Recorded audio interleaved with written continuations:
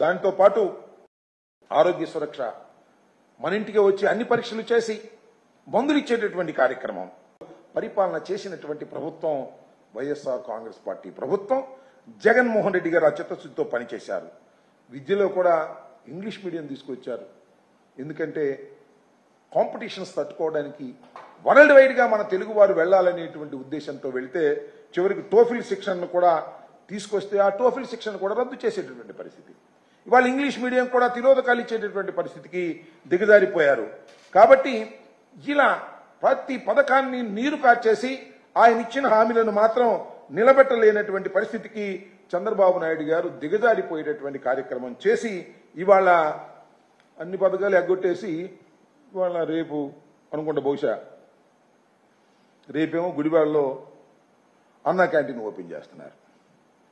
ఆ తర్వాత అన్ని చోట్ల అన్నా క్యాంటీన్ ఓపెన్ చేస్తారు. మొత్తం మేము అన్నా క్యాంటీన్ ఓపెన్ చేయటము ఏదో 10 మంది పేదవాళ్ళకి తిండి పెట్టడానికి మేము వ్యతిరేకం కాదు. కానీ ఇవాళ ఏం చేస్తున్నారు మీరు ఈ రాష్ట్రంలో?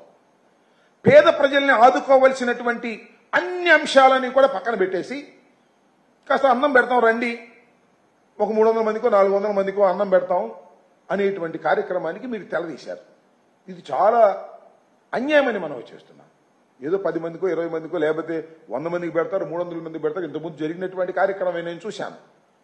300 మందికి పెడితే అవుట్ అయిపోయినాయి అంటారంటే 5 రూపాయలు తీసుకుని ఉదయం మధ్యాహ్నం సాయంత్రం 5 రూపాయలు తీసుకుని ఒక 300 మందికో 400 మందికో పెట్టేసి అయిపోయిందని బోర్డు పెట్టేస్తారు. అన్నా క్యాంటీన్లు అద్భుతంగా జరుగుతాయనేటువంటి ప్రచారం చేసుకునేటువంటి పరిస్థితి చేస్తున్నారు. అన్నా క్యాంటీన్లు ఎలా జరిగాయో, అన్నా క్యాంటీన్లో ఎంత అవినీతి జరిగిందో కొత్త కాదని మనం చేస్తున్నాం. నాకు తెలుసు. అప్పుడు మీరు చూసినట్టయితే 2014-19లో టీడీపీ ప్రభుత్వం ఏర్పాటు చేసిన అన్నా క్యాంటీన్ల వ్యవహారం ఒకసారి మనం పరిశీలన చేసినట్లయితే అప్పుడు రాష్ట్ర వ్యాప్తంగా 2 దశల్లో 203 అన్నా క్యాంటీన్లు ఏర్పాటు చేయాలని తలపెట్టారు. వాటిలో చిత్రం ఏంటంటే 203 అన్నా క్యాంటీన్లో 114 అన్నా క్యాంటీన్లు ఊరుకు దూరంగా ఎక్కడో మూలన స్థలం ఎక్కడ దొరికితే అక్కడ కట్టేసే కార్యక్రమం చేశారు. జనరల్గా ఎలా చేస్తారు అన్నా క్యాంటీన్లు?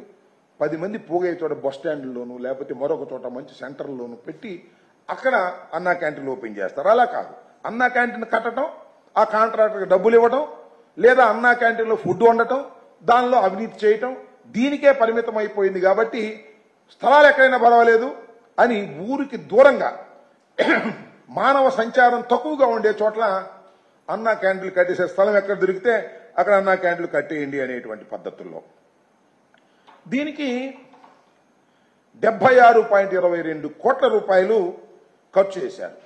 నిజానికి ఇంత కాదు. ముందేమో